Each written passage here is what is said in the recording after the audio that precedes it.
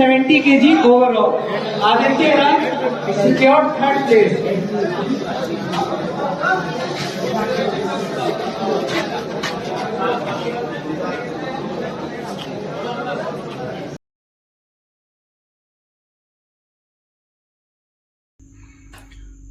Good morning family. मैं कल रात को 3:30 को सोया, या यूं कह लीजिए सुबह के 3:30 को सोया, क्योंकि मैं खुद से बहुत सारे क्वेश्चंस कर रहा था, खुद को लेकर, खुद के लाइफ को लेकर, खुद के लाइफ के गोल को लेकर। बहुत सारे सवाल थे और एक्चुअली मैं बहुत खुश हूं कि मैं इतना कैपेबल बन चुका हूं कि आज अपने 100 मेंबर्स से ज़्यादा के फैमिली के सामने बैठकर अपने लाइफ गोल्स और खुद के बारे में, खुद के ओपिनियंस को लेकर डिस्कस कर सकता हूं। क्योंकि आज से 2 साल पहले मैं एक गोललेस क्रीचर था, जो चीज़ें कर रहा था लेकिन उसे पता नहीं था वो क्यों कर रहा है, उसके लाइफ के गोल्स क्या है, वो आगे क्या करना चाहता है। मैं कॉलेज जा रहा था, मैं जिम जा रहा था, खा रहा था, पी रहा था, सो रहा था। फ्यूचर की बात आए तो मुझे बिल्कुल भी पता नहीं था मैं क्या करने वाला हूं अपनी लाइफ में। कोई गोल नहीं, किसी भी तरह का डिसिप्लिन नहीं, कुछ नहीं, मैं बस जी रहा था। लेकिन आज मैं इतना कैपेबल बन चुका हूं कि आप लोगों के सामने बैठकर अपने लाइफ के गोल्स, अपने लाइफ के अचीवमेंट्स जो मैं आगे पाने वाला हूं और मैं क्या करने वाला हूं लाइफ में, कैसे करने वाला हूं, ये सब डिस्कस कर सकूं।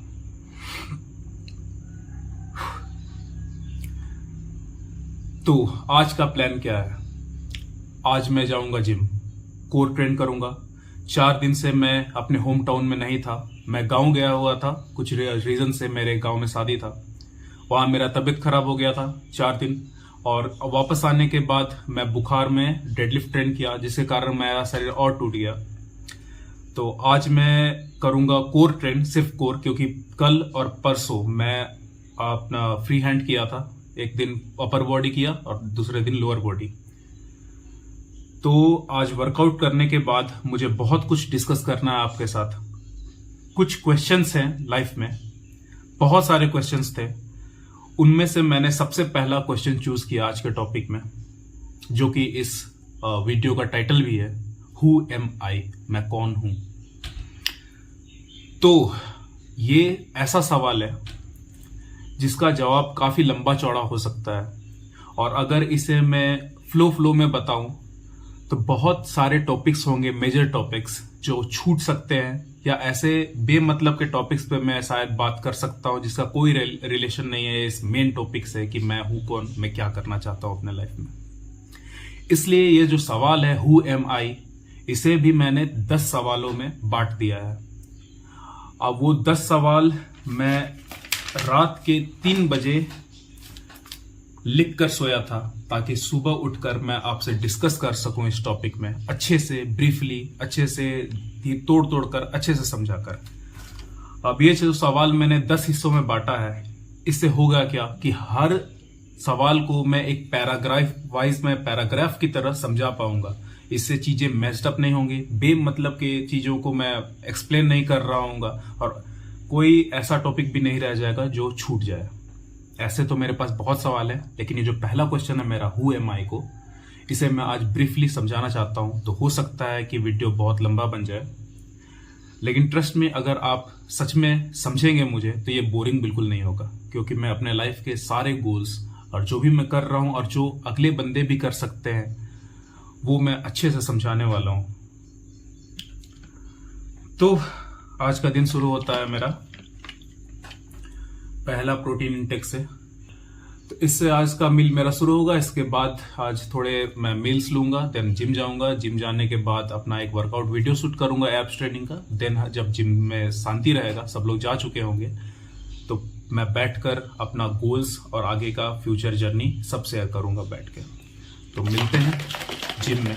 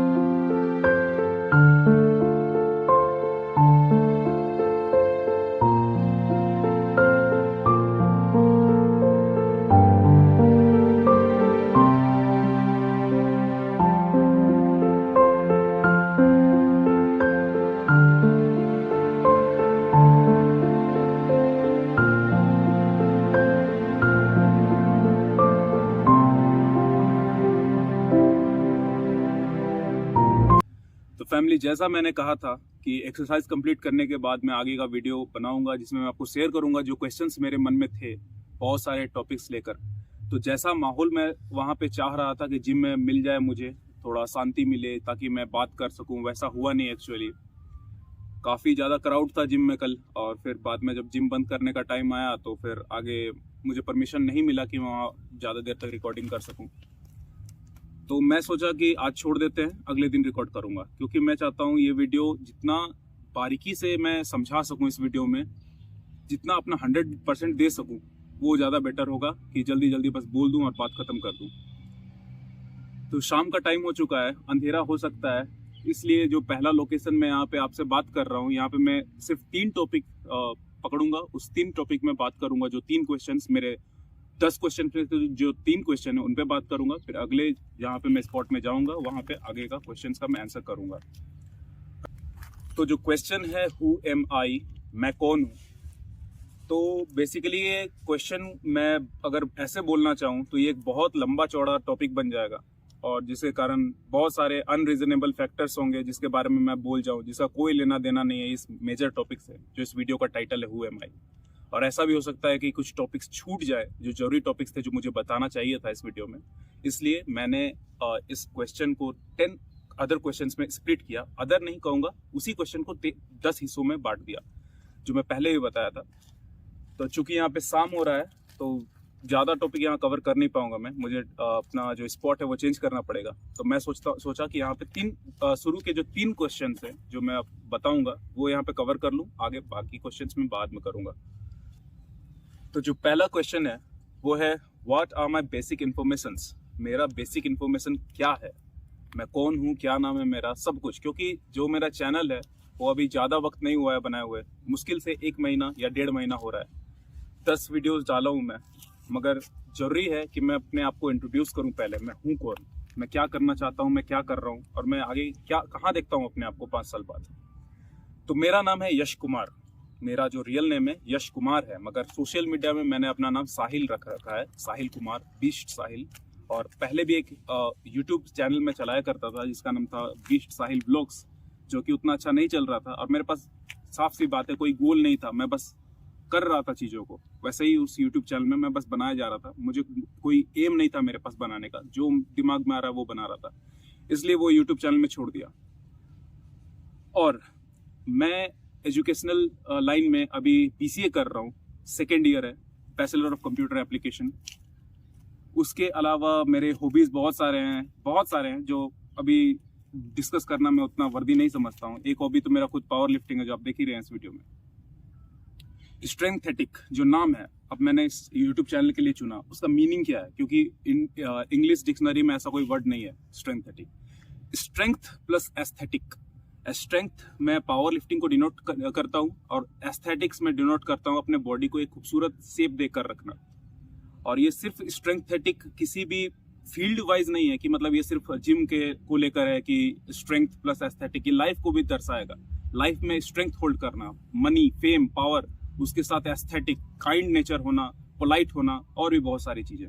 तो ये सब सोचकर दो मेजर वर्ड्स को मैं कंबाइन किया, स्ट्रेंथ प्लस एस्थेटिक, और तब बनना स्ट्रेंथेटिक, और ये है मेरा यूट्यूब चैनल का नाम। मैं रांची झारखंड का रहने वाला हूँ। झारखंड में एक छोटा सा सिटी है टाटी सिल्वे नाम का, वहाँ मैं रहता हूँ। मेरा अपना घर है। मेरे पापा फौज में है, जिसके कारण एक जगह कभी मैं सेटल नहीं रहा। जहाँ जहाँ पापा का पोस्टिंग होते रहा वहाँ वहाँ मैं सेटल होते गया। तो ऐसा कोई मेरा, इसीलिए शायद आप कह लीजिए मेरा सोसाइटिकल माइंड बिल्कुल नहीं है। सोसाइटी से मैं कनेक्ट नहीं कर पाता हूँ खुद को। अनसिविलाइज्ड क्रिएचर कह सकते हैं आप मुझे। तो यही था जो मुझे लगता है कि मुझे अभी बताने का नीड है अपने बेसिक इन्फॉर्मेशंस में, और कुछ तो नहीं है। तो अगले क्वेश्चन की ओर बढ़ते हैं। Question number 2, why I started YouTube. अब पता नहीं ये क्वेश्चन सही है खुद से करना या नहीं, या आपके साथ शेयर करना, क्योंकि यूट्यूब में मेरा वैसा कोई पकड़ नहीं है अभी तक। अभी मुश्किल से मेरा 100, 102, 103 ऐसा सब्सक्राइबर्स गेन हो रखे हैं। फिर भी एक क्वेश्चन आता है कि बाकी सब काम छोड़कर मैं यूट्यूब में क्यों आया। वैसे कोई काम छोड़ा नहीं हूं, मगर मैं टाइम दे रहा हूं इस चीज में, तो उस टाइम में मैं कुछ और भी कर सकता था। तो ऐसा क्या है कि मैं यूट्यूब को चूज किया, क्यों मैं यूट्यूब में आया। तो यूट्यूब एक बहुत बड़ा प्लेटफॉर्म है। अगर आप किसी फील्ड में ग्रो करना चाहते हैं, अगर आप उसको अपने आप को प्रमोट करना जानते हैं, अपने फील्ड को प्रमोट करना जानते हैं, इंकरेज करना जानते हैं लोगों को इस फील्ड में, जिस फील्ड में भी आप हैं, तो यूट्यूब एक बहुत अच्छा प्लेटफॉर्म हो सकता है आपकी ग्रोथ के लिए। अगर आप मेरा पर्सनल ओपिनियन देखें तो यूट्यूब से बेटर अभी फिलहाल कोई भी सोशल मीडिया प्लेटफॉर्म नहीं है जो आपको प्रमोट करेगा किसी भी फील्ड में आगे बढ़ने के लिए जितना यूट्यूब कर सकता है। अब क्या है मेरे अंदर का टैलेंट। मैं शुरुआत किया था जिम आज से 3 साल पहले। 3 साल पहले मैं जिम किसी गोल को लेकर नहीं गया था। मैं बचपन में बहुत सारे एनिमेज, कार्टून वगैरह देखा करता था। ड्रैगन बॉल्स, गोकू, वजीटा वगैरह को, उनके जो मसल्स देखा करता था, मुझे काफ़ी ज़्यादा अट्रैक्ट करता था। मैं सोचा था कि मैं भी थोड़ा बहुत बॉडी बना लूँगा, सब हो जाएगा, बढ़िया से चलेगा। मैं गया जिम जाने के बाद मुझे एक्चुअली पता चला कि बॉडी बनाना, स्ट्रेंथ गेन करना इतना ईजी नहीं है जैसा लोगों को लगता है। लोग आते हैं, पूछते हैं भैया कितना दिन में बॉडी बन जाएगा, 1 महीना में तो बन जाना चाहिए, 2 महीना में तो बन जाना चाहिए। बट रियलिटी ऐसा नहीं है। आप किसी भी फील्ड के बारे में ऑनलाइन कितना भी स्टडी कर लें, कितना भी आप न्यूट्रिशन का नॉलेज रख लें, कितना भी एक्सरसाइज के बारे में पढ़ लें, अगर आप खुद एक एथलीट नहीं हैं तो आप नहीं जानेंगे कि कितना स्ट्रगल है इस चीज़ में। आप इंटरनेट में पढ़ें कि पानी में कैसे तैरा जाता है, आप 1 साल अच्छा से कर लीजिए, पढ़ लीजिए, उस चीज़ में PhD कर लीजिए, और जब आपको पानी में डाला जाएगा तो आप डूब जाइएगा। यही सच्चाई है। तो वैसे ही मुझे भी लगता था कि जिम जाकर बॉडी बना लेना, सब कर लेना बहुत ईजी होगा, लेकिन ऐसा नहीं है। तो YouTube में इसलिए शुरू किया क्योंकि मैं खुद में खोजा कि क्या ऐसा चीज़ है जो मैं इस फील्ड में कर सकता हूँ। क्योंकि बेसिकली शुरुआत में मैं पढ़ाई में अच्छा नहीं था, पढ़ाई करना मुझे पसंद भी नहीं था। इंटर बहुत मुश्किल से पार किया, अभी ग्रेजुएशन मेरा 2nd ईयर चल रहा है। एवरेज स्टूडेंट था, वहीं 50, 60, 70% में फ्लक्चुएट करते रहता था मेरा मार्क्स। जब मैं जिम में आया, मुझे इस फील्ड से प्यार हो गया। इस हर टाइम सिर्फ जिम के बारे में, गेन्स के बारे में, अगला दिन क्या एक्सरसाइज करना है, यही दिमाग में चल रहा था। मुझे उस समय बिल्कुल आइडिया नहीं था कि इस फील्ड में आगे किस तरह से स्कोप है, कैसे हम कुछ कर सकते हैं। बहुत सारे नेगेटिव चीज़ें आने लग गई मेरे लाइफ में। मैं लोगों से बात करना शुरू किया, सीनियर से क्वेश्चन करना शुरू किया। बहुत नए शेयर्स भी मिले मुझे कि इस फील्ड में तुम कुछ नहीं कर सकते हो, कुछ कबाड़ा नहीं जा सकता इस फील्ड में, ये बस एक पैशन है, साथ में कोई दूसरा मतलब कैरियर पे काम करो, कैरियर को साथ में लेके चलो, इसे पीछे पीछे बस कर लेना, आज नहीं तो कल तुम बॉडी बना ही लोगे, कोई दिक्कत नहीं है। तुम अब इसमें सारा फोकस मत लगाओ, पढ़ाई में लगाओ, ये करो वो करो। मेरा ऐसा मेंटेलिटी हो चुका था कि जिम के अलावा मुझे ज़्यादा चीज़ों में ज़्यादा देर तक फोकस नहीं रहता था। और जिम से एक तरह से बोलूँ तो बहुत अच्छा बॉन्ड बन चुका था मेरा। कुछ भी हार्ट ब्रेक हो या किसी भी तरह का डिप्रेशन, सब चीज़ मैं जिम में आकर लिफ्ट कर कर उसे मतलब अपने अंदर समेट पाता था, उन फीलिंग्स को, उन इमोशंस को, हर कुछ को। मतलब यूं कहें तो खाते पीते जागते हर वक्त मेरे दिमाग में सिर्फ लिफ्टिंग, गेन्स, एक्सरसाइजेज इतना ही रह रहा था। बहुत ऐसे भी सीनियर मुझे मिले जो मुझे समझाए, बहुत चीज़ें समझाए अपने लाइफ के बारे में। जिम सिर्फ जिम नहीं रह जाता है। अगर कोई एथलीट देख रहा है इस वीडियो को तो वो समझता है जिम एक घर है, एक दुनिया है, अपने आप में आपका खुद का पर्सनैलिटी है जिम। तो उस जिम में जब मुझे कोई स्कोप, कहीं बहुत ऐसा होता है कि टीनेज में आपको लगता है कि जो मैं कर रहा हूँ क्या ये व्यर्थ चला जाएगा, क्या मैं कुछ कर पाऊंगा, नहीं कर पाऊंगा, बहुत डिमोटिवेटेड हो जाते हैं। फिर मैंने यूट्यूब देखा। यूट्यूब में मैंने देखा कि बहुत लोग हैं जो लोग एकदम जीरो से शुरू किए और बहुत आगे बढ़ गए। तो यूट्यूब, अगर मुझे पूछा जाए कि मैं यूट्यूब में क्यों आया हूँ, तो हाँ, मैं आया इसलिए हूँ ताकि मैं एक दिन अपने फील्ड, जिस फील्ड में मैं कर रहा हूँ, जिसके थ्रू मैं कर रहा हूँ, मेरे पापा, मेरे मम्मी, मेरे जो मुझे सपोर्ट कर रहे हैं, मेरे सीनियर्स जिनसे मुझे बहुत कुछ सीखने को मिला, खुद का मेहनत और भी बहुत सारे जो मैंने अपने लाइफ में सेक्रीफाइसेस किए हैं, सबको एक दिन उस नाम तक, उस टॉप लेवल तक पहुंचाने के लिए मैं यूट्यूब में आया हूँ। क्योंकि जैसा मैं कहा, मुझे ऑनलाइन प्लेटफॉर्म में अभी ऐसा कोई भी, मेरा ओपिनियन है, हो सकता है किसी और का कुछ और हो, लेकिन मेरा ओपिनियन ये है कि कोई दूसरा प्लेटफॉर्म नहीं है यूट्यूब जैसा जो यूट्यूब की तरह ग्रोथ दे सके। तो that's the reason why I came into YouTube. अगला क्वेश्चन की ओर बढ़ते हैं।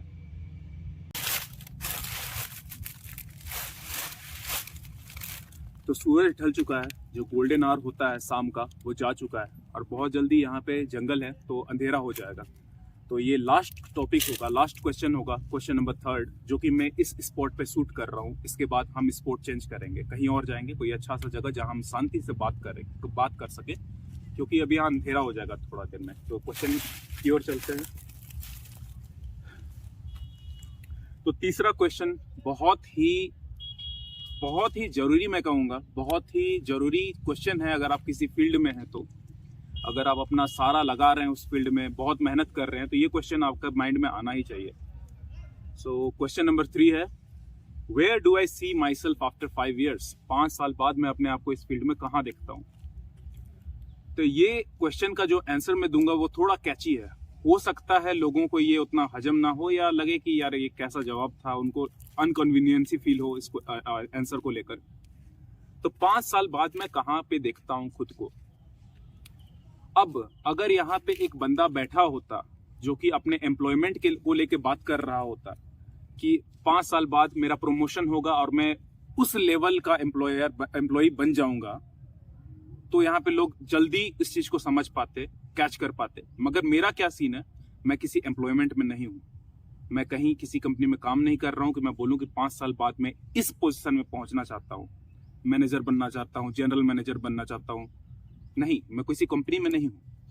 5 साल बाद मैं उम्मीद करता हूँ कि जहां मैं अभी हूँ इस फील्ड में, उस फील्ड से मैं उस लेवल से मैं ऊपर उठ चुका हूँ, लेकिन 5 साल बाद भी मैं इसी तरह स्ट्रगल, मेहनत और अपना 100% दे रहा हूँ इस फील्ड में। खुद को प्रमोट कर रहा हूँ, जिम में जाके मेहनत कर रहा हूँ, खुद को आज से बेटर बना रहा हूँ, अपने पिछले वर्जन से खुद को बेस्ट बना रहा हूँ। इस चीज का मेरा प्रॉमिस है। 5 साल बाद अगर कोई मुझसे पूछता है, साहिल तुम कहाँ देखते हो अपने आप को, तो साहिल बोलेगा, यश बोलेगा कि मैं 5 साल बाद भी अपने आप को इस फील्ड में लगा हुआ देखता हूँ, मेहनत करता हुआ देखता हूँ, अपना 100% देता हुआ देखता हूँ। ये कोई मैटर नहीं करता है कि मैं कहाँ तक पहुंचा, कहाँ नहीं पहुंचा, मैं खुद में डिमोटिवेशन आने नहीं दूंगा। तो मैं कह सकता हूँ 5 साल बाद भी साहिल मेहनत कर रहा होगा और जरूर से जरूर आगे बढ़ेगा, चाहे वो 5 साल हो, 10 साल हो, लेकिन मेहनत करना नहीं छोड़ेगा उस 5 साल बाद भी। स्पॉट चेंज करते हैं, आगे का क्वेश्चन शूट करेंगे।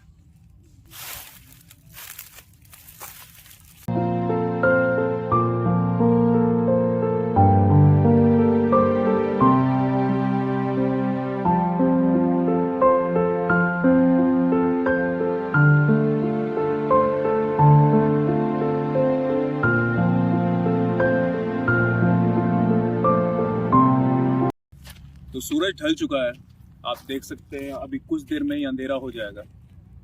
3 क्वेश्चंस मैंने कवर अप कर लिया, तो चलिए चौथा क्वेश्चन की ओर आगे बढ़ते हैं। तो चौथा सवाल है, am I confident in what I am doing?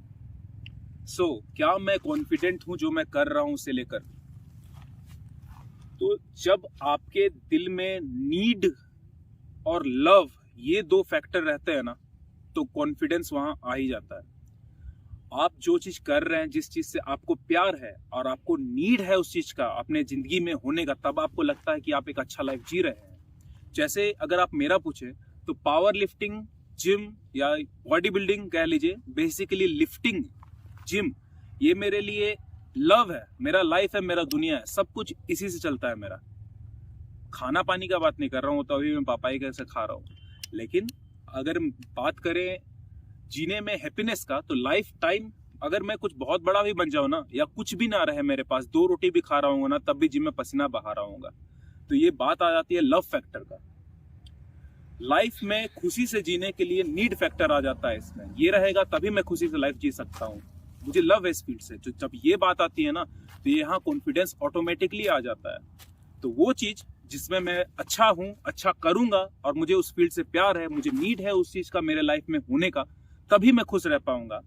तो यहाँ पे हाँ, मैं कॉन्फिडेंट हूँ उस चीज को करने में जिससे मुझे प्यार है। आगे बढ़ते हैं क्वेश्चन की ओर, जो क्वेश्चन नंबर 5। तो अगला क्वेश्चन, 5th क्वेश्चन है थोड़ा सा, मतलब लोगों को ये इगोइस्टिक लग सकता है, या लग सकता है कि अपने आप को बहुत ज्यादा मानता है ये बंदा, सेल्फ ऑब्सेस्ड है, लेकिन यहाँ सेल्फ ऑब्सेशन नहीं है। तो 5वां क्वेश्चन है, do I think that I am capable of doing something good in this field. So it's about if I am confident in this field और नॉट। लगभग रिलेटेड ही है। तो क्या मुझे लगता है कि मैं इस काबिल हूं कि मैं इस फील्ड में कुछ कर पाऊंगा आगे? तो इसका जवाब मैं डायरेक्ट देने के बजाय थोड़ा सा आपको समझाता हूं। एक वक्त था, आज से 3 साल पहले, जब मैं जिम ज्वाइन किया था। मुझसे जिम में 10-10 किलो का प्लेट लगाकर बेंच प्रेस मारा नहीं जाता था, जो कि 40 किलो था, और मतलब रॉड मिलाकर 40 किलो हो जाता था। उसका मैं सिंगल रेप प्रेस नहीं कर पाता था। और आज एक टाइम है जब मैं 78 किलो बॉडी वेट में 125 किलो बेंच मार पाता हूँ। उस समय मैं सोचा भी नहीं था कि एक टाइम जाकर मैं आपका ये स्टेट्स में गोल्ड ला पाऊंगा, आपका नेशनल सिलेक्शन में सिंघा भैया के साथ जा पाऊंगा, वहां compete करूंगा। इतना मैं कभी सोचा नहीं था कि मेरे लाइफ में इतना प्रोग्रेशन होगा इस फील्ड में, मगर ये हुआ। क्यों? क्योंकि मैं कंसिस्टेंट था। तो अगर आपको कॉन्फिडेंट बनना है जिस भी फील्ड में आप काम कर रहे हैं, तो नंबर 1 पॉइंट ये रहेगा कि आप उसमें कंसिस्टेंसी रखें।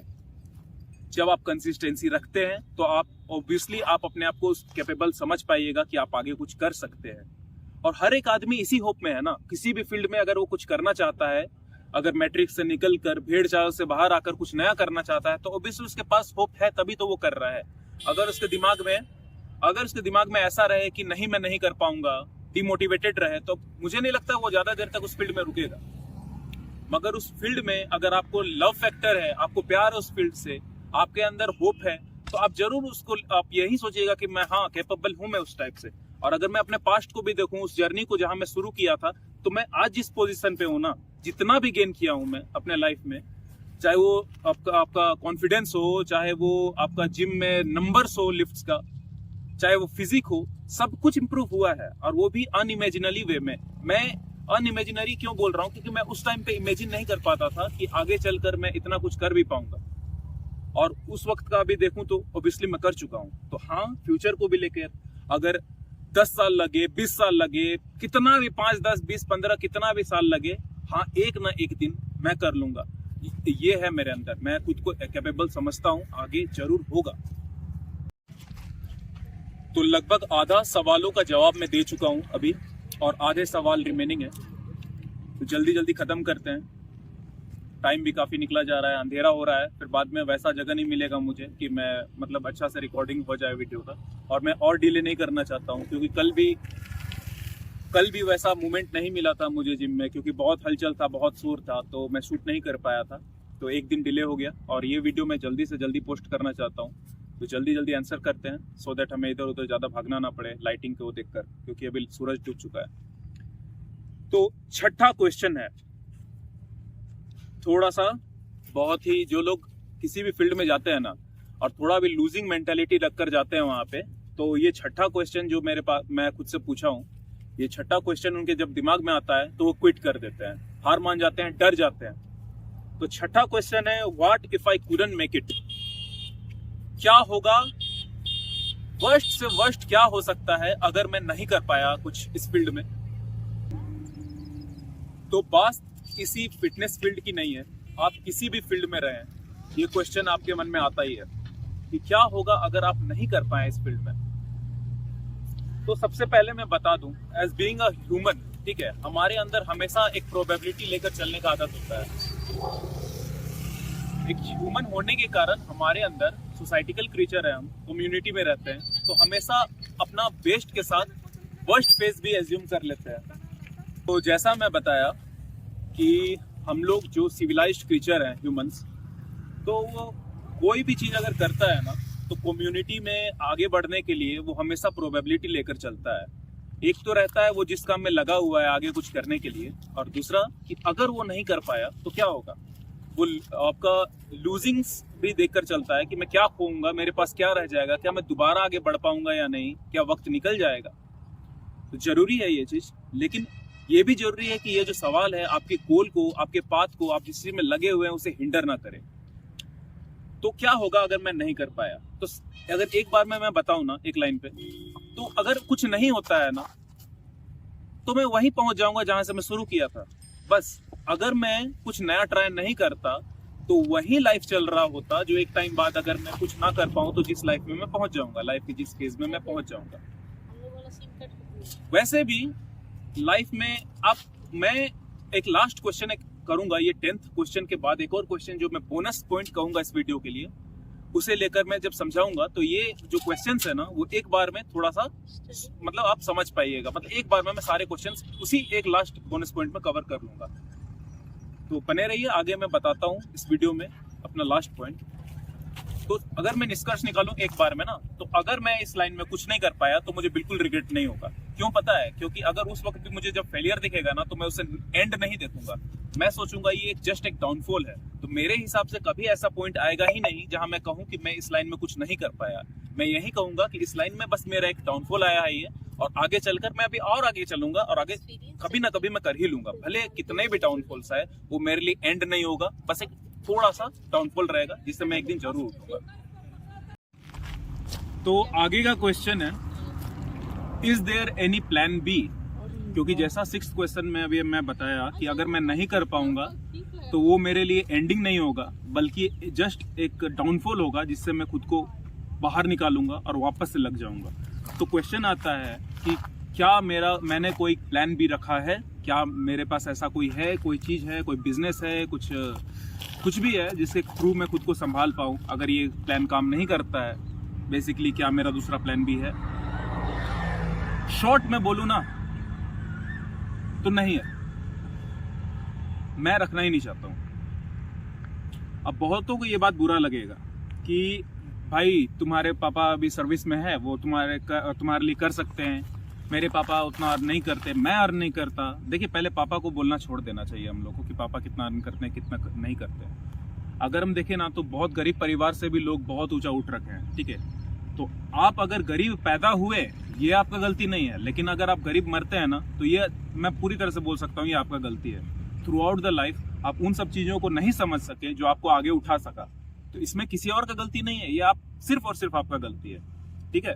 कंडीशंस हर इंसान के लाइफ में होते हैं। मैं बहुत छोटा परिवार से आया हूँ, मुझे पता है ना इस समाज में ना क्या है कि यहाँ कास्ट को लेकर बहुत ऊंचा नीचा बात होते हैं, ठीक है। तो मैं बता दूं, मेरा यूट्यूब चला भी नहीं है ना, मुझे कोई इनसिक्योरिटी है ये बोलने में कि मैं एसटी कास्ट से बिलोंग करता हूँ, मैं आदिवासी हूँ, और मुझे बिल्कुल शर्म नहीं आता ये बोलने में कि मैं हूँ तो हूँ। मैं भी देख रहा हूँ ना कि हमारे कास्ट में भी लोग बहुत आगे बढ़ रहे हैं, और कास्ट जैसा कोई चीज नहीं होता, हम ह्यूमंस हैं यार, हम इंडियंस हैं, ठीक है। हमें अपना इंडियन सिविलाइजेशन, हमारा जो इंडिया है ना उसे ऊपर उठाना है। यहाँ कोई चीज कास्ट या रिलीजन या ऊपर या नीचे या बड़ा आदमी छोटा आदमी जैसा कुछ नहीं होता, ठीक है। तो चलिए वापस टॉपिक पे आते हैं। क्या मेरे पास कोई प्लान बी है? तो हाँ, प्लान बी मैं रख के चला था एक टाइम पे, और चल भी रहा हूँ, अभी चल ही रहा हूँ। प्लान बी नहीं कहेंगे उसे। एजुकेशन होना बहुत जरूरी है, आपके पास डिग्री होना बहुत जरूरी है, क्योंकि आजकल का क्या है ना कि अगर आपके पास डिग्री रहेगा तो बंदे रेस्पेक्ट करेंगे। जब आप 4 आदमी के बीच में खड़े होकर बात करते हैं तो सबसे पहले आपका रेपुटेशन, वो लोग आपका ओवरव्यू ना, आपको डिग्री बैकग्राउंड, आपके एजुकेशनल बैकग्राउंड के हिसाब से आदमी जज करता है, ठीक है। तो बहुत परिस्थिति रहा था एक वक्त पे मेरे परिवार में, बहुत गरीबी था उस वक्त। मेरे पापा खुद से अर्न करके जब ग्रेजुएशन कर सकते हैं ना, तो ऑब्वियसली मेरा भी हक बनता है, मेरा जरूरत है, मतलब क्या कहें, ये नीड है कि मैं भी कुछ कर सकूं एजुकेशनल बैकग्राउंड में भी। तो हाँ, मैं ग्रेजुएशन कंप्लीट करूंगा, करना ही करना है, 2nd ईयर चल रहा है, एक और ईयर है। तो लेकिन ये प्लान बी की तरह मैं इसे डिनोट नहीं करता हूँ। क्यों? क्योंकि मेरा जो मेंटेलिटी है ना वो कभी भी किसी के अंडर में काम करना नहीं रहा है। क्योंकि जब आप किसी भी इंसान, किसी भी कंपनी, किसी भी सेक्टर किसी भी वे का आप चीजों में जुड़ते हैं जहां आपको एक पोजीशन दे दिया जाता है तो आपका ग्रोथ फैक्टर चला जाता है। मैटर ही नहीं करता कि आपके कैलिक्स जिसके साथ आप काम करते हैं उससे आपका कितना ज्यादा टैलेंट है, आप क्या कर सकते हैं क्या नहीं कर सकते हैं, आपका थिंकिंग कैपेसिटी कितना है, आप कितना ज्यादा आईक्यू कैरी करते हैं, आप कितना टैलेंटेड है, मैटर नहीं करेगा। जब आप एक एम्प्लॉयमेंट ले लेते हैं किसी एक पोजीशन में, आप किसी भी पोजीशन को सिक्योर कर लेते हैं, तो होता ये है कि आपका ग्रोथ वहां पे रुक चुका होता है, आप बाउंड्रीज में बंध जाते हैं। आप कितना भी कुछ कर लीजिए, आप वो जो सैलरी पैकेजेस है ना, आप उतना ही डिजर्व करते हैं। और मेरा मेंटेलिटी ये बिल्कुल नहीं रहा है शुरू से। मेरे पापा खुद बीएसएफ में, फौज में है। मैं रेस्पेक्ट करता हूँ एक फौजी को बहुत, क्योंकि देश का इकोनॉमी, देश चल ही रहा है फौज के कारण। लेकिन बात जब आता है मेरा पर्सनल पॉइंट ऑफ व्यू में, तो मैं कभी भी किसी भी बड़े कंपनी सेक्टर या यूं कह लीजिए ना, उसके अंडर काम नहीं करना चाहूंगा। मैं खुद का ग्रोथ खुद से करना चाहता हूं, जहां कोई लिमिट ना हो मेरे ग्रोथ में, कोई बाउंड्रीज ना हो। मैं जितना चाहूं उतना बेस्ट दे सकूं मुझे, और जितना मैं दे सकूं उतना बेस्ट, और जितना बेस्ट मैं देता हूं उतना मुझे रिजल्ट मिले। अब आप क्या करिएगा एम्प्लॉयमेंट में जाके, ओवर टाइम आप करिएगा, काम करिएगा, 9 to 5 के अलावा और 2-3 घंटा करिएगा, उसका आपको पेमेंट दे दिया जाएगा। ये नहीं था, ये कोई लाइफ नहीं है। तो अगर प्लान बी का बात हो तो ऑब्वियसली प्लान बी में कभी भी एम्प्लॉयमेंट लेकर नहीं चलाऊं। तो इस हिसाब से मेरे पास कोई प्लान बी नहीं है, ना मेरे पास बहुत ज्यादा जमीन जायदाद कुछ नहीं है। ठीक है, मैं खुद वो इंसान बनना चाहता हूँ ना जो अपने परिवार में सच में कुछ बहुत बड़ा किया हो, बिना किसी का सपोर्ट का, बिना किसी का लिफ्ट अप लेकर खुद से कुछ किया हो, कुछ चेंज लाया हो लाइफ में। तो मैं वैसा बनना चाहता हूँ। तो मेरे पास कोई प्लान भी नहीं है, ना कोई प्लान ही नहीं है। मैं बस लगा हुआ हूँ जो मैं कर रहा हूँ। ठीक है, प्लान है कि मैं आगे कैसे बढ़ूं, बस यही है जो है। आगे क्वेश्चन की ओर चलते हैं। ठीक है, तो question number 8, does my family support my decision. ठीक है, अब देखिए बहुत तरह के परिवार होते हैं। ठीक है, अपने माँ बाप का सोच, डिसीजन और जो भी वो फैसला आपको लेकर करते हैं वो आपकी भलाई के लिए कर रहे होते हैं। ठीक है, तो उनको आप ब्लेम नहीं कर सकते। अब ये बात अलग है कि पुराने टाइम के जो लोग ख्यालात रखे हुए हैं वो इस तरह से होगा, जैसा वो चाहेंगे वैसा हो, बच्चा का खुद का कोई डिजायर्स ना रहे। तो यहाँ मैं ब्लेम उन माँ बाप को नहीं करता हूँ, बल्कि वो सोसाइटिकल थिंकिंग है ना जो उस वक्त से चला आ रहा है, उसे ब्लेम करता हूँ। क्योंकि अब उनका मेंटेलिटी ऐसा डेवलप हो रखा है, बचपन से वो देखे हैं, जब वो खुद बच्चे थे उनको उसी तरह का समझाया गया कि भाई इसी लाइन में चलो, ऐसे ही करो। अगर तुम खुद से कुछ नया करना चाहते हो तो वो सही नहीं है। जो तुम कर रहे हो, जो हम बता रहे हैं वो करो, जो मेरा चॉइस है वो तुम करो, यही अच्छा लाइफ है। तुम खुद से कुछ करोगे तो ये गलत है। माँ बाप का मतलब जो होता है ना, ये क्या कहते हैं इसे, माँ बाप का बोला हुआ अगर तुम नकारोगे, बहस करोगे, खुद का पॉइंट शो करोगे तो ये गलत है, तुम अच्छे बच्चे नहीं हो, ये वो। तो ब्लेम मैं उन माँ बाप को नहीं करता हूँ, लेकिन जो उन माँ बाप का सोसाइटिकल थिंकिंग है ना जो पहले से आ रहा है, इसे ब्लेम करता हूँ। और जरूरी है कि वो सोसाइटिकल थिंकिंग, उस टाइप का मेंटेलिटी हमारे सोसाइटी से हट जाए, चला जाए, तब जाके हमारा सोसाइटी ग्रो करेगा। क्योंकि जहां माँ बाप अपने बच्चों में लिमिटेशंस और बाउंड्रीज रखना शुरू कर देते हैं, उन्हें जो दिखता है फ्यूचर को लेकर वहीं अपने बच्चों को ढालना चाहते हैं। ये नहीं कि उनके बच्चों का खुशी कहाँ है, वो कहाँ ज्यादा अच्छा परफॉर्म कर सकते हैं। आपके बच्चे किस चीज में अपने आप को टैलेंटेड समझते हैं, अगर वहां उनके माँ बाप ये नहीं सोच पा रहे ना, तो हाँ, ये थिंकिंग मैं कहूंगा उन माँ बाप का गलत है। मैं माँ बाप को गलत नहीं कह रहा हूँ जो आपको बचपन से पढ़ाए लिखाए, बड़ा किए, खिलाए, पाले पोसे, लेकिन हाँ वो सोच गलत है। तो अब बात करते हैं मेरे पेरेंट्स की। तो हाँ, मैं दिल खोलकर ये बात बोल सकता हूँ कि मेरे पापा, मेरे मम्मी मुझे हर फील्ड में मैं जो भी किया हूँ, फील्ड को छोड़िए ना, जो भी मैं अपने लाइफ में किया हूँ ना, अगर वो गलत है तो जरूर बोले हैं, लेकिन अगर उसमें कोई गलती नहीं है और मुझे खुशी मिल रहा है ना, मुझे खुशी मिल रहा है, तो उस चीज में मेरे माँ बाप मुझे बहुत सपोर्ट किए हैं। मैं लकी हूँ ऐसे माँ बाप पाया कि वो सोसाइटी का ना सोचकर ना, अपना मान सम्मान, अपना रूल रेगुलेशंस ना सोचकर अपने बच्चा का हैप्पीनेस और उनका ग्रोथ को ज्यादा प्रायोरिटाइज करते हैं। I am lucky that I got this kind of mother father, my parents. तो अगर मेरे पापा वीडियो देख रहे हैं, ज्यादातर पापा मेरे बॉर्डर में रहते हैं, बीएसएफ में, तो पापा थैंक यू सो मच। आज मैं जहाँ पे भी हूँ और आने वाले टाइम में जहाँ पे भी पहुंचूंगा, सिर्फ आपके सपोर्ट के कारण है। मैं बहुत लकी हूँ जो मुझे आपके जैसे पापा मिले। मम्मी जो दिन भर मेरे लिए काम करती है, मेरे लिए खाना बनाती है, घर साफ करती है, सब कुछ।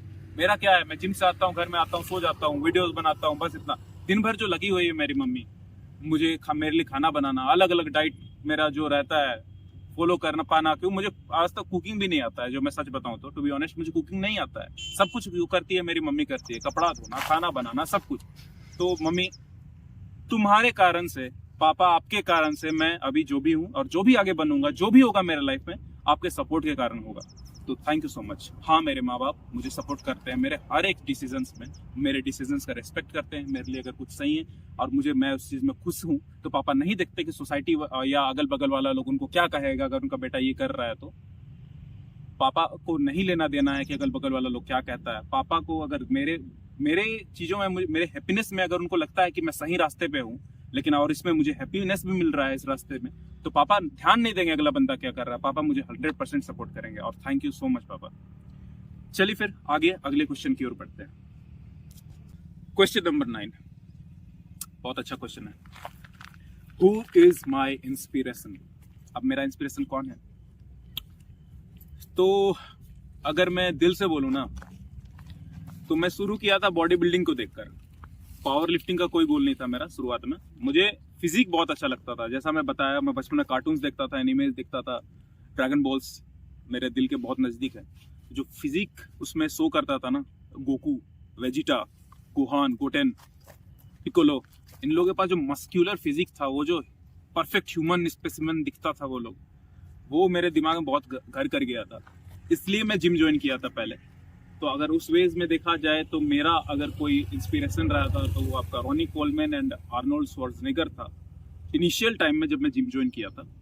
फिर धीरे धीरे जब मुझे स्ट्रेंथ से प्यार हुआ, जब मैं देखा कि मेरे नंबर्स इंक्रीज हो रहे हैं लिफ्टिंग्स में, तो मेरा थोड़ा सा डाइवर्ट हुआ माइंड, और मैं पावर लिफ्टिंग में जब घुसा तो मेरा जो इंस्पिरेशन बना उसका उन्हें निकनेम दिया गया है the strongest bodybuilder and the most ripped powerlifter, Larry Wheels. Larry Wheels रहे हैं मेरे इंस्पिरेशन। उनके अंदर जो आग है, एनर्जी है, वो देखकर मैं हमेशा इंस्पायर्ड रहा हूँ। और इसके बाद लैरी विल्स सर के साथ साथ एक जो मेरे होम टाउन के अभी बहुत बड़े एथलीट हैं, बेसिकली अगर उन्हें मैं कहूँ तो वो icon of Indian power lifting, the one and only Singha भैया, सौरभ सिंह राजपूत। हाँ, ये दोनों मेरे पावर लिफ्टिंग में इंस्पिरेशन रहे हैं। तो यही था। इनके अलावा वैसे कोई मैं ज़्यादा इंस्पायर नहीं हुआ हूँ किसी से। मैं रिलेट कर पाता हूँ सिंघा भैया से, क्योंकि हम दोनों एक ही होम टाउन से हैं, रांची, झारखंड, और दोनों ही पावर लिफ्टिंग में हैं। वो तो आइकन बन चुके हैं इस फील्ड में। बाकी अगर टॉप का बात किया जाए तो यही दोनों है। आगे की क्वेश्चन की ओर बढ़ते हैं। तो अभी लास्ट का एक क्वेश्चन बचा है 10th नंबर का। तो मैं सोच रहा हूँ, यहाँ काफ़ी अंधेरा हो गया, जैसे दिख भी रहा है, सनसेट हो गया है, और यहाँ पे गाड़ी वगैरह भी काफ़ी ज़्यादा पार हो रहा है, तो वॉइस थोड़ा सा ख़राब हो जा रहा है, बीच बीच में आवाज़ आ रहा है बीप वगैरह का। तो स्पॉट चेंज करते हैं, वहाँ पे मैं जाकर अपना जो लास्ट क्वेश्चन है आज का 10th क्वेश्चन, वो उसके बारे में डिस्कस करेंगे। और 10th क्वेश्चन के बाद मैं एक बोनस पॉइंट रखा हूँ, तो उस बोनस पॉइंट पे भी बात करना है। बहुत लंबा बात चलेगा, मुझे पता नहीं वीडियो कितना लंबा बना है और कितना लंबा और बनेगा, लेकिन जितना भी है मज़ा आ रहा है, पूरा दिल से बोल रहा हूँ, जो भी दिल में है। कोई स्क्रिप्ट नहीं है, कोई भी दिमाग में सेल्फ नरेशन नहीं है, जो दिल में आ रहा है मैं बस बोल दे रहा हूँ। तो चलते हैं, स्पोर्ट चेंज करते हैं, क्वेश्चन नंबर 10 वहाँ पे कवर करेंगे, और जो बोनस पॉइंट है उसे भी वहाँ डिस्कस कर लेंगे। Let's go.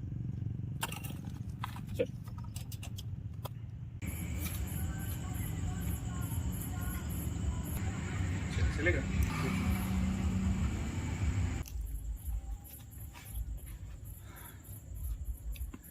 तो हमने स्पोर्ट चेंज कर लिया है।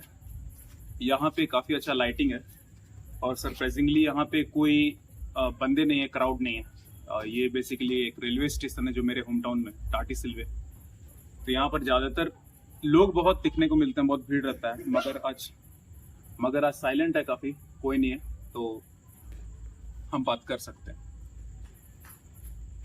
तो जो लास्ट क्वेश्चन मैंने खुद से किया था इस हु एम आई टॉपिक पे, तो वो था what is the reality of the fitness industry on making money. So what's the reality of fitness industry in making money. तो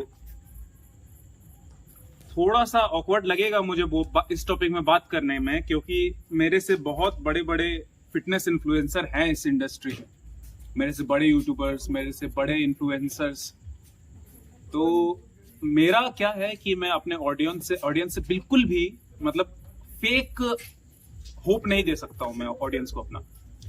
भले अभी 100 ही हैं, लेकिन अगर वो 100 बंदे मुझे देख रहे हैं, मुझे समझ रहे हैं, वो उस विजन को वो देख पा रहे हैं जो विजन मैं खुद को लेकर आगे के लिए देखता हूं, तो वो जस्ट सब्सक्राइबर नहीं है, फैमिली है। फैमिली किसे कहते हैं आप देखिए, जो हमारा बुरा हो या सही हो हर वक्त में हमारे साथ होते हैं, जो हमें समझते हैं, हमारे मेंटालिटी को समझते हैं, हमारे विजन्स को समझते हैं, हमारी अच्छाइयाँ बुराइयाँ सब समझते हैं, उसे हम फैमिली कहते हैं, साथ रहते हैं। और आप वैसे ही मेरे साथ हैं, भले 100 हैं लेकिन ये सब्सक्राइबर नहीं है, आप मेरे फैमिली हैं। इसलिए हर वीडियोस में मैं आपको फैमिली कहता हूँ और हमेशा कहूँगा। तो अभी जो क्वेश्चन में बोला कि क्या रियलिटी है फिटनेस इंडस्ट्री का पैसे बनाने के ऊपर, मतलब what's the reality of fitness industry on making money, ठीक है। तो यहां पे मैं पहले बता दूं, आप अगर फिटनेस को एज अ फिटनेस बस इतना लेकर चलते हैं तो एक अच्छी बात है। जैसे आप जिम जाते हैं ताकि आप फिट रह सके, आप एक्टिव रहें थोड़ा फिजिकली, क्योंकि आजकल का शेड्यूल ऐसा है कि लोग नहीं फिजिकल एक्टिविटीज कर पाते हैं, जैसे ऑफिस में जाना, पढ़ाई लिखाई करना स्टूडेंट्स का।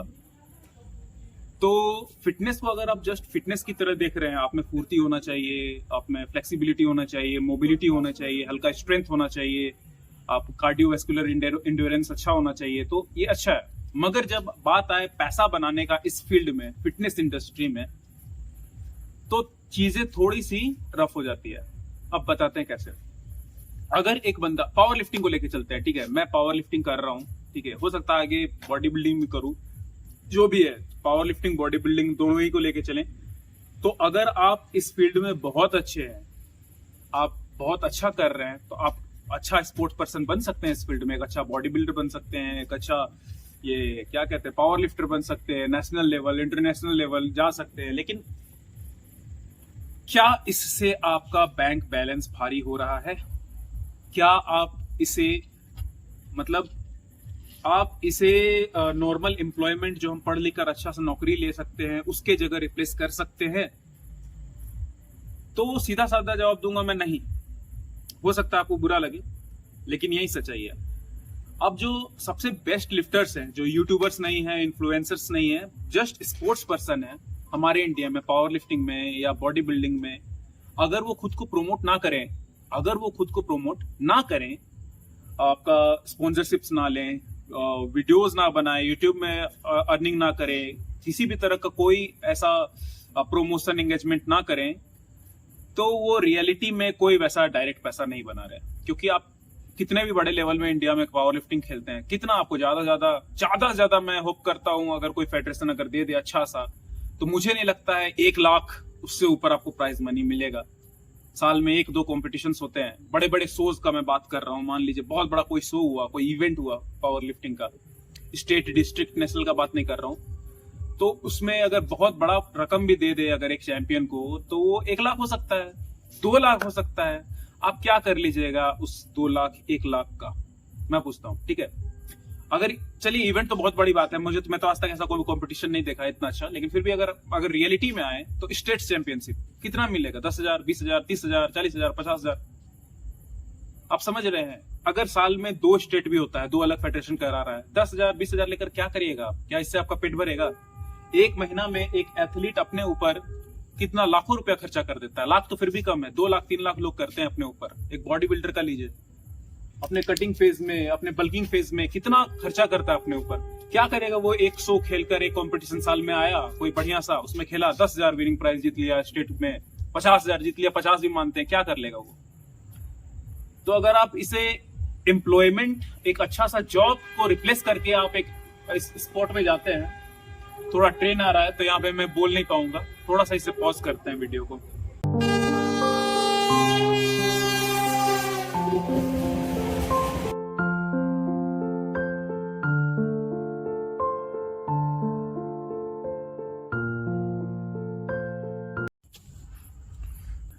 तो मैं वही बोल रहा था कि एक एथलीट अगर इसे जॉब से रिप्लेस करके सोचता है कि अगर ये इनकम कर लेगा, डायरेक्ट मनी का डिमांड रखता है मतलब मन में कि इस स्पोर्ट में मैं अगर अच्छा करूंगा तो मुझे डायरेक्ट पैसा बनाने के लिए मिलेगा।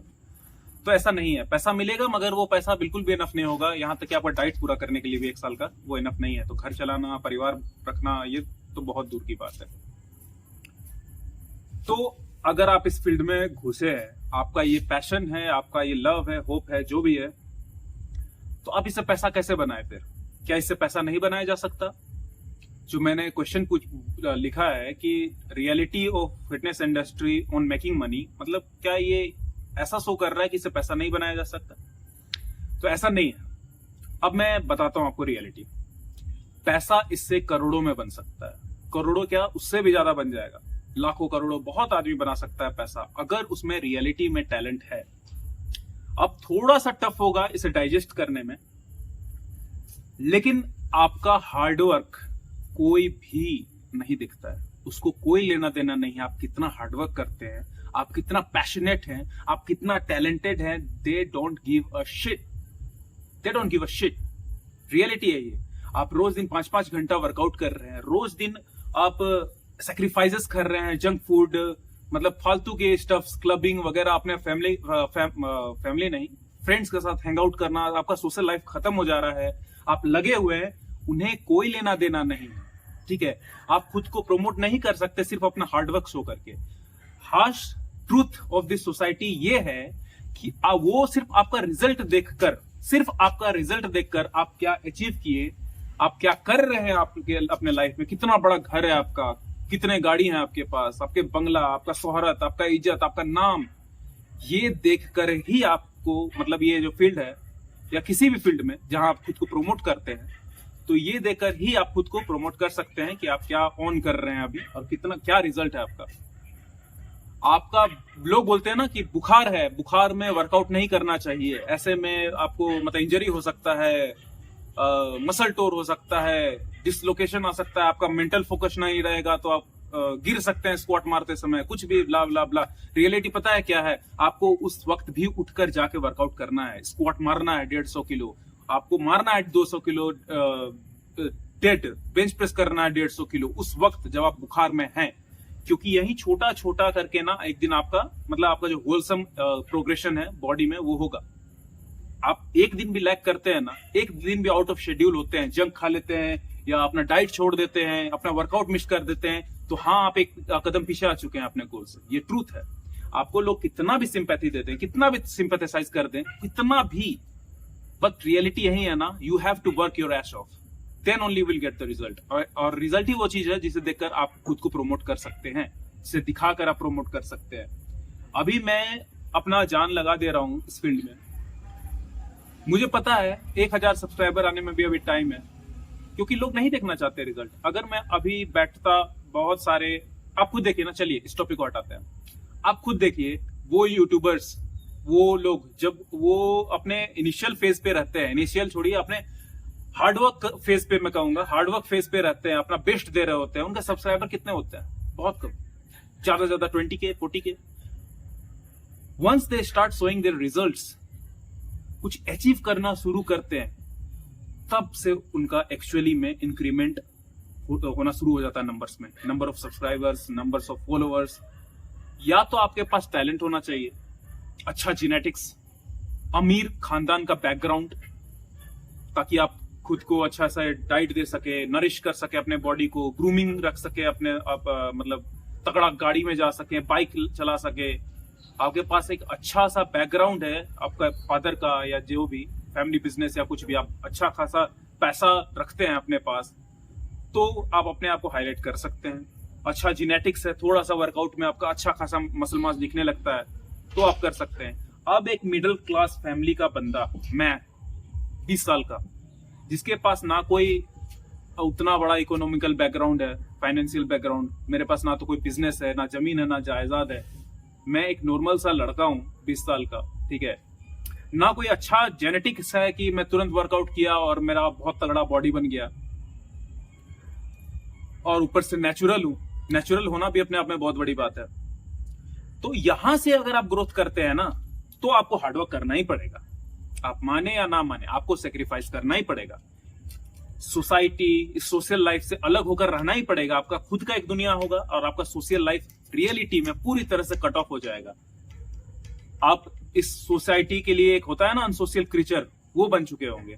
और यही एक इकलौता मात्र जरिया है आगे बढ़ने का। बस लगे रहना और सेक्रीफाइस करना चीजों का, जो इस रास्ते में आपके बीच में आ रहा है। हार्श ट्रूथ है, सुनने में थोड़ा टफ है, हजम करने में टफ है, लेकिन यही रियलिटी है। आपके और आपके गोल के बीच में जो कुछ भी सोसाइटिकल फैक्टर्स आ रहे हैं, आपको उसको एलिमिनेट करना ही होगा। You have to tackle that. आपको उसे इग्नोर करना है। टैकल तो अलग बात हो गया, आपको इग्नोर करना है। आपको अगर दोस्त बीच में आ रहे हैं जो आपको लगता है आपके गोल से डिस्ट्रैक्ट कर रहे हैं, आपको उन दोस्तों से दूरी रखनी ही पड़ेगी। हाँ, ये सच्चाई है।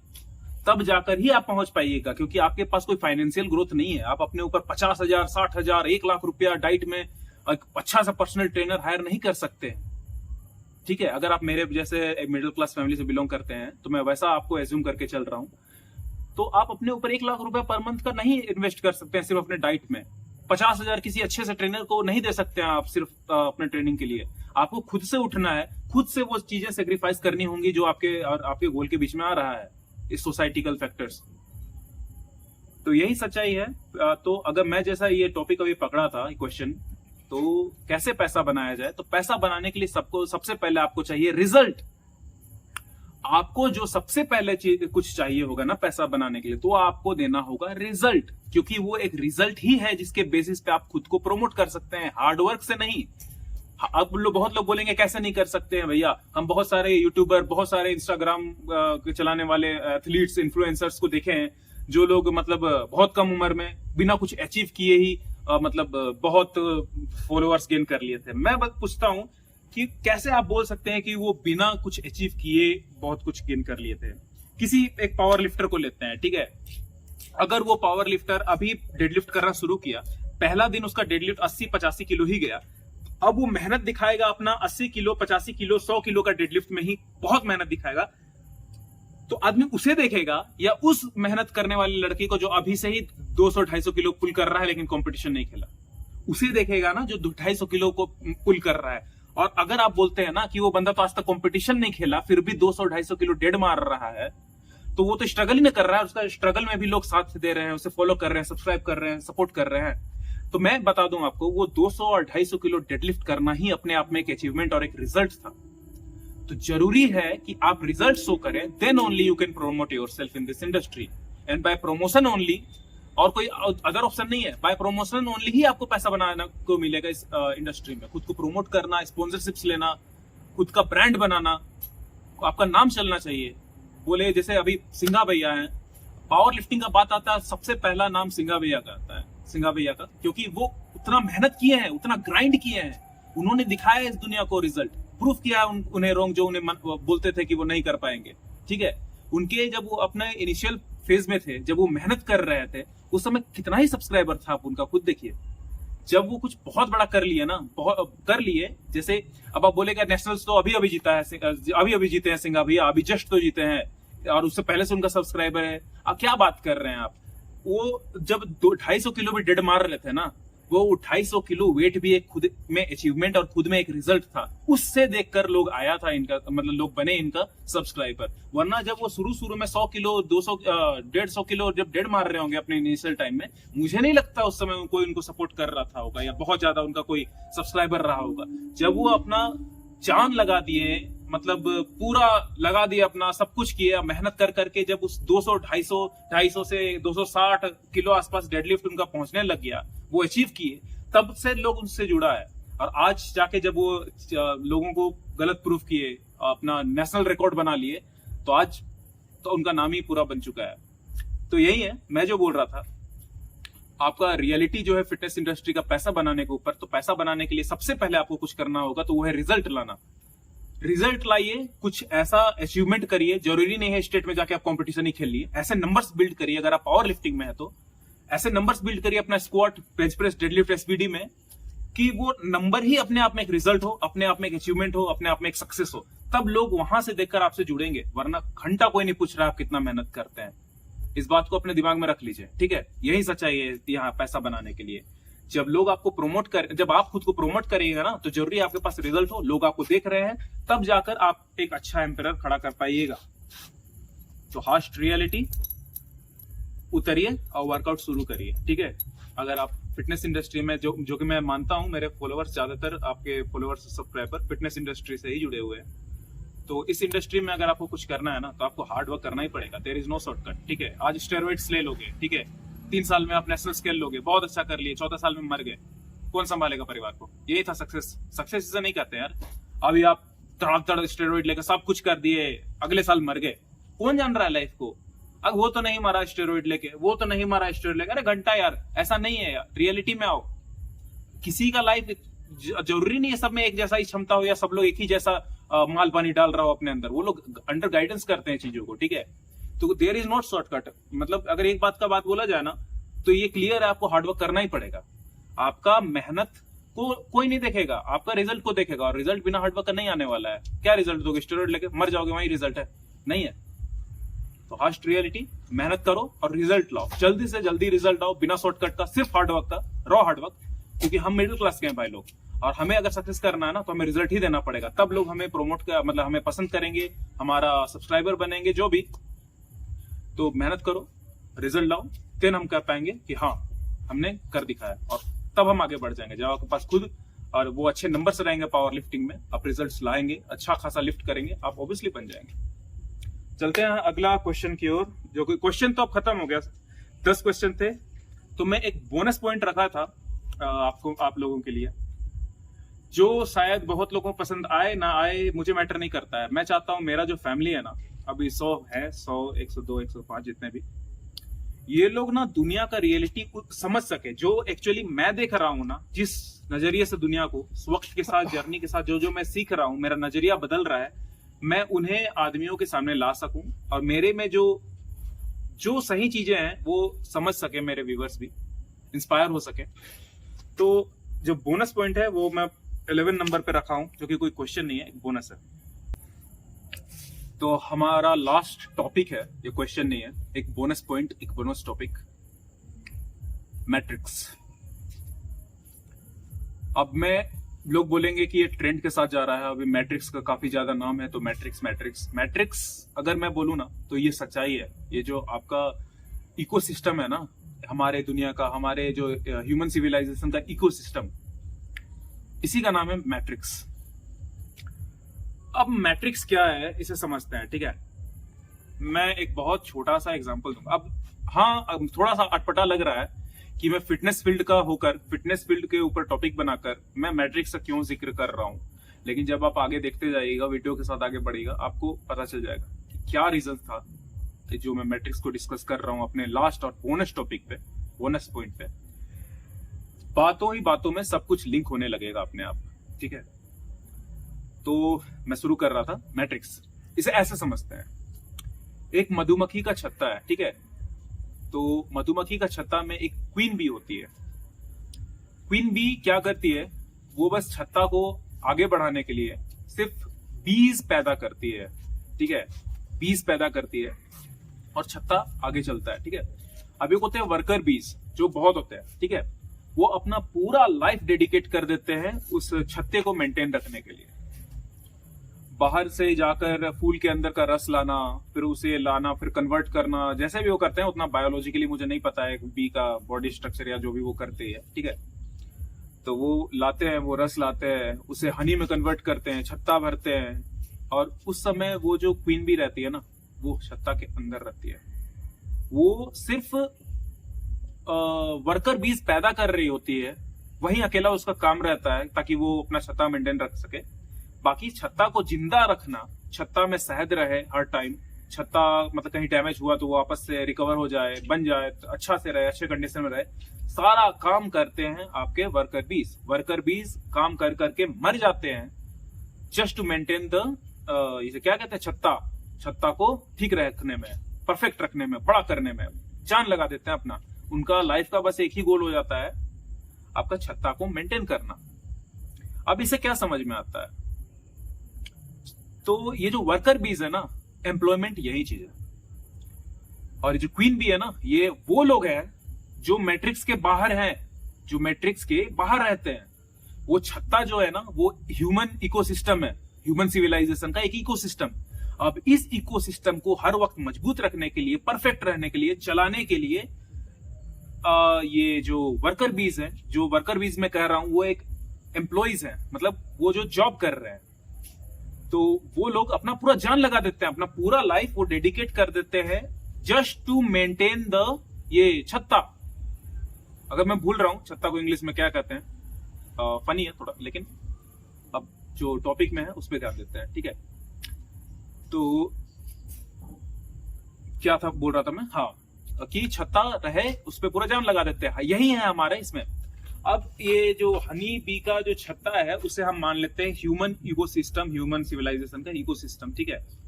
अब ये जो एम्प्लॉइज है ना, जो जॉब करते हैं, ठीक है, वो लोग क्या कर रहे हैं, जस्ट टू गेट पेड, अपना पूरा जिंदगी लगा दे रहे हैं वो सैलरी के लिए, किसी और का सपना पूरा करने के लिए। समझ में नहीं आया, मैं समझाता हूं। एक बड़ा सा कंपनी है, ठीक है, XYZ, एक बहुत बड़ा कंपनी है XYZ, वो अपना मतलब एम्प्लॉइज रखता है, बहुत सारा एम्प्लॉइज, बहुत पढ़ा लिखा है, बहुत मेहनत किया अपने लाइफ में। अब वो XYZ कंपनी से जुड़ता है और वहां काम करता है, अपना पूरा जान लगा देता है वो बंदा, और अपना कंपनी को सर्व करता है। पता है क्यों? वो अपना पूरा लाइफ जो लगा रहा है इस XYZ कंपनी को आगे बढ़ाने के लिए, सिर्फ पैसों के लिए। उसका सारा मेहनत जो है, उसका एक्चुअल सक्सेस जो है, वो तो उस कंपनी के ओनर को मिल रहा है। वो बंदा तो बस आपके जो एम्प्लॉय है उसको पैसे दे रहा है, वो पैसा ले रहा है और अपना पूरा लाइफ डेडिकेट कर दे रहा है उस XYZ कंपनी के ओनर के सपने के लिए, कि वो जो ओनर है, वो जो सपना देखा है अपना XYZ कंपनी को ऊपर ले जाने का, उस सपना को पूरा करने के लिए उसके सारे एम्प्लॉइज अपना पूरा लाइफ लगा दे रहे हैं, अपने फैमिली के साथ का टाइम को, मतलब अपना क्या कहते हैं उसे, खो रहे हैं, सेक्रीफाइस कर रहे हैं। अपना जो पर्सनल टाइम आदमी निकालता है खुद के लिए, उसे सेक्रीफाइस कर रहे हैं। और जो कर रहे हैं वो खुद उन्हें पसंद नहीं है, 9 to 5 जॉब, रेगुलर पैशन छोड़कर, अपना हॉबीज छोड़कर, जबरदस्ती खट काम कर रहे हैं। किस लिए? अपना पूरा जिंदगी लगा दे रहे हैं, किस लिए? सब कुछ सेक्रीफाइस कर रहे हैं, किस लिए? ताकि वो XYZ कंपनी का ओनर अपना सपना पूरा कर सके। ये है मैट्रिक्स। मैट्रिक्स में अब मैं आपको समझाता हूं, मैं बुरा नहीं बोल रहा हूं, लेकिन एजुकेशन सिस्टम ना क्या करता है, स्कूल, कॉलेजेस, यूनिवर्सिटीज आपको क्या बना के निकालता है? ये करता ये है ना कि हर एक इंसान को ट्रेन करता है एक स्पेसिफिक फील्ड में अच्छा पोजीशन में एम्प्लॉय बनने के लिए। नहीं समझे? एक छत्ता में तैयार कर रहा है एक वर्कर बी को कि चलो भाई, तुम अब ये बड़ा ऊंचा ओहदा वाला काम करोगे, तुम स्टिल अभी भी एक वर्कर बी ही हो, तुम्हारा पूरा जिंदगी इस छत्ते को बड़ा करने ही में निकल जाएगा। अब बदले में मैं तुम्हें पैसा दे दूंगा और तुम्हारा लाइफ, तुम्हारा सेक्रीफाइस, तुम्हारा जो हॉबीज मर गया, वो सब इस छत्ता को बड़ा करने के में लग जाएगा। तुम यही करते करते मर जाओगे और मैं उसके बदले बस तुम्हें पैसा दूंगा। तुम सारा मेहनत करो, तुम मर जाओ लाइफ भर मेहनत करके मेरा सपना को पूरा करने के लिए। मेरा जो सपना है इस छत्ते को, इस XYZ कंपनी को ऊपर बढ़ाने का, उस सपना के पीछे तुम अपना जान लगा दो। यही कर रहा है एजुकेशन सिस्टम। मैं किसी को बुरा नहीं कर रहा हूं, सबको पास एजुकेशन होना चाहिए, नॉलेज होना चाहिए। मैं कहूंगा डिग्री नहीं, नॉलेज होना चाहिए। और जो आपको एजुकेशन दे रहा है ना, वो ज्यादातर डिग्री दे रहा है। बुरा नहीं कह रहा हूं मैं, आप सबके पास होना चाहिए। लेकिन अगर आप एम्प्लॉयमेंट का बात कर रहे हैं ना, तो आपको मैं बता दूं, स्कूल, यूनिवर्सिटीज, आपके जो भी है कॉलेजेस, आपको तैयार कर रहे हैं एक ऊंचा ओहदा का नौकर बनाने के लिए। आप इस कंपनी में जाइए, मैं आपको इतना पढ़ाऊंगा कि आप इस फील्ड में, इस कंपनी के अंदर एक ऊंचा ओहदा वाला नौकर बनिएगा। अपना पूरा जान लगा दीजिएगा और इस ओहदे, ये जो कंपनी है, इसे आगे बढ़ाइएगा। यही हो रहा है, यही रियलिटी है। अब एग्जांपल लेते हैं, कोई अच्छा सा XYZ कंपनी नाम का एक बहुत बड़ा कंपनी है, ठीक है। ये एक सॉफ्टवेयर कंपनी है और उसका मालिक एक बंदा बैठा, मान लीजिए मैं बैठा हूं, XYZ कंपनी का एक आपका सॉफ्टवेयर कंपनी का मालिक मैं। अब मैं क्या करूंगा ना, बहुत बंदे पढ़ रहे हैं, इंजीनियर कर रहे हैं, इंजीनियरिंग, सॉफ्टवेयर इंजीनियरिंग, अपना पूरा लाइफ लगा दे रहे हैं उसमें। और वो किस चीज के लिए तैयार हो रहे हैं? ताकि वो मेरे कंपनी में आके आगे काम करें। मेरे कंपनी, जो मेरा ड्रीम है अपने कंपनी को आगे ले जाने का, उसमें अपना लाइफ सर्व कर दें, ठीक है, मेरे कंपनी में एक अच्छा ओहदा का नौकर बन सके, ये चीज के लिए तैयार कर रहा है आपको आपका एजुकेशन सिस्टम। आपको नहीं सिखा रहा है कि उस XYZ कंपनी का आप मालिक कैसे बन सकते हैं, ये सिखा ही नहीं रहा आपको। आपको पैसा बनाना नहीं सिखाता ये यहाँ पे एजुकेशन, आपको सिखाता है उस पोजीशन में आप कैसे जा सकते हो जहां आप अपना बेस्ट देकर जिस कंपनी के लिए आप काम कर रहे हो उसे ऊंचा उठाओ। ये है मैट्रिक्स। अब हम आते हैं मैट्रिक्स से बाहर निकलने का तरीका। अब मेरा मतलब मैट्रिक्स से बाहर निकलने का तरीका से है, मैट्रिक्स से बाहर निकलना एक्चुअली क्या है? मैट्रिक्स से बाहर निकलने का मतलब है आप जितना मेहनत कर रहे हैं ना, उसका रिजल्ट आपको मिल रहा है। आप अपने सपने पूरे कर पा रहे हैं अपने मेहनत के थ्रू। ऐसा नहीं कि आप किसी कंपनी में काम कर रहे हैं, आप पूरा जान लगा दे रहे हैं और अब आपका मेहनत किसी कंपनी के ओनर का सपना को पूरा कर रहा है और वो अपना सपना अपने कंपनी को ऊंचा उठाकर बढ़ा रहा है। उसका सपना ही था अपने कंपनी को आगे बढ़ाना और उस सपने को पूरा करने के लिए अपना जान लगा दिए, अपना हार्डवर्क किया जितना आप हार्डवर्क कर सकते थे। अब मैट्रिक्स से बाहर निकलने का मतलब है आपका हार्डवर्क आपको प्रॉफिट दे, ना कि किसी कंपनी के ओनर को। इसे कहते हैं मैट्रिक्स से बाहर निकलना। आपका ग्रोथ आपके हार्डवर्क पे डिपेंड करे, आपका हार्डवर्क से कोई और ग्रोथ ना ले, बस आपको पैसा देकर कि लो भाई सैलरी 1.5 लाख का सैलरी मेरा बेटा लेता है पर मंथ का। क्या करता है? अपना जान न्यौछावर कर दिया है किसी कंपनी के मालिक को किसी कंपनी के मालिक का सपना पूरा करने के लिए। यही है एम्प्लॉयमेंट, एजुकेशन सिस्टम यही कर रहा है। तो मैट्रिक्स तोड़ना या मैट्रिक्स से बाहर निकलना उसे कहा जा सकता है जब आपका सारा हार्डवर्क आपके ग्रोथ को प्रोमोट करे, आपको ग्रोथ दे, ना कि किसी कंपनी के ऑनर को। भाई म्यूजिक थोड़ा सा वो रखना, ठीक है। तो अब फिटनेस फील्ड में मैं कहां से मैट्रिक्स लाया, किस रीजन से लाया, मैं समझाता हूं आपको, ठीक है। अगर कोई भी बंदा स्पोर्ट्स में है ना, तो उसका सारा हार्डवर्क ना सिर्फ वही मतलब उसके लिए ही पूरी तरह से ग्रोथ फैक्टर बन रहा है, ना कि वो किसी कंपनी को सर्व कर रहा है, ठीक है। तो स्पोर्ट्स पर्सन का बात नहीं कर रहा हूं मैं, किसी भी फिटनेस इन्फ्लुएंसर या बंदा जो स्पॉन्सरशिप रखता है या बहुत आगे बढ़ चुका है, सेल्फ मेड है, ठीक है। अगर मैं अभी 4-5 कंपनियों का स्पॉन्सरशिप रखता हूं, ब्रांड एम्बेसडर बन जाता हूं किसी कंपनी का, तो मेरा सारा जो हार्डवर्क है ना उस कंपनी को तो बड़ा कर ही रहा है, लेकिन वो हार्डवर्क एक तरह से देखा तो 100% मेरा ग्रोथ कर रहा है, मेरा जो नाम है उसे मार्केट में बड़ा कर रहा है। यही एक रीजन है ना जो मेरा क्वेश्चन नंबर 3 या 4 व्हाई आई ज्वाइंट यूट्यूब का आंसर है, एक तरह से कि मैं अपना सारा हार्डवर्क अपने ग्रोथ पे लगाना चाहता हूं, इसलिए मैंने यूट्यूब ज्वाइन किया, यूट्यूब में एक चैनल खुला और यूट्यूब पे अब काम कर रहा हूं। भले आज नहीं हो, कल नहीं हो, परसों नहीं हो, एक ना एक दिन मैं वो होप रखा हुआ हूं अपने अंदर कि मैं सक्सीड जरूर होऊंगा। 5 साल बाद अगर कोई मुझसे पूछता है कि साहिल तुम अपने आप को 5 साल बाद कहां देखते हो, तो I am not an employ, मैं एक एम्प्लॉय नहीं हूं कि मैं बोलूंगा 5 साल बाद मैं अपने आप को उस पोजीशन का एम्प्लॉय में देखता हूं। मतलब मुझे क्या कहते हैं उसे, प्रमोशन दे दिया गया, मैं इस स्टेज में इस लेवल के में चला गया, मैं एम्प्लॉय नहीं हूं। मैं अपने आप को 5 साल बाद भी अपना बेस्ट देते हुए देखता हूं। कितना ग्रोथ हुआ कितना नहीं, इसके बेसिस से हटकर मैं अपना बेस्ट देते हुए दिखता हूं। अगर मैं ऐसा करने में समक्ष रहा तो मैं अपने आप को सक्सेसफुल कहता हूं। तो आई होप आप समझे हो। मैट्रिक्स के बारे में मैं ज्यादा नहीं डिस्कस करूंगा क्योंकि ये थोड़ा सा ज्यादा सा उलझा देने वाला सवाल है। आप हो सकता है ना समझे या समझे भी तो आपके बहुत सारे क्वेश्चंस रहे जो मैं एक वीडियो में आंसर नहीं कर पाऊंगा।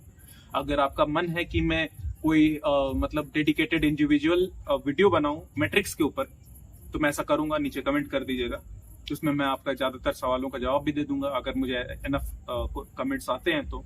अब 100 सब्सक्राइबर में मैं ऐसा तो एक्सपेक्ट नहीं कर सकता कि 10-20 क्वेश्चंस आ जाए मुझे मेरे एक टॉपिक को लेकर, लेकिन फिर भी अगर ऐसा आपको नीड है, आप चाहते हैं कि ऐसा कोई वीडियो बने जो मैट्रिक्स ऊपर मैं आपको मतलब अच्छे से समझा सकूं, तो प्लीज कमेंट करिए। और मेरे वीडियोस के रिलेटेड अगर कुछ आपको कमियां दिखती है एडिटिंग या मतलब एक्सप्रेशंस में या समझाने में या जो भी आपको कुछ भी कमियां दिखती हैं तो वो भी नीचे कमेंट करके बताएं, क्योंकि हम एक फैमिली है जो मगर मतलब एक साथ ग्रो कर रहे हैं, तो जरूरी है कि आप कमियां बताएं जिस कमियों पे मैं काम करूं आगे चलकर। तो यही हम वीडियो एंड करते हैं। मैंने 10 के 10 क्वेश्चंस जो हु एम आई को लेकर था कवर अप कर लिया है, और जो बोनस पॉइंट था मैट्रिक्स, जो कि मैंने कहा था बहुतों का सोच बदल जाएगा इसे देखकर, अगर वो गौर से देख रहा है तो काफी हद तक बदल जाना चाहिए। तो कंप्लीट होता है आज का वीडियो। अगले वीडियो में मिलते हैं, तब तक के लिए पीस, साइन ऑफ।